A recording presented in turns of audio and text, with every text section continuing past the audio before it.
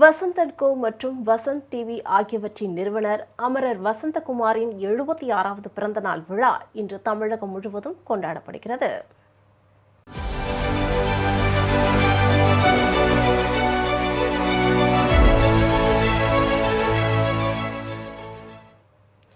கன்னியாகுமரி மாவட்டத்தில் கடந்த 1950ஆம் ஆண்டு காங்கிரஸ் பாரம்பரியம் மிக்க குடும்பத்தில் பிறந்த வசந்தகுமார் அவர்கள் தனது உழைப்பு மற்றும் விடாமுயற்சியால் வணிக உலகில் வசந்த் & கோ என்கிற மாபெரும் சாம்ராஜ்யத்தை உருவாக்கினார்.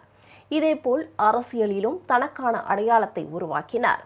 கர்ம வீரர் காமராஜரை பின்பற்றி எளிமை, நேர்மை, மக்கள் தொண்டு ஆகியவற்றை பொது வாழ்வில் கடைபிடித்த இவர் கொரோனா பெருந்தொற்று காலத்திலும் மக்கள் பணியாற்றியதால் தனது இன்னுயிரை ஈந்தார்.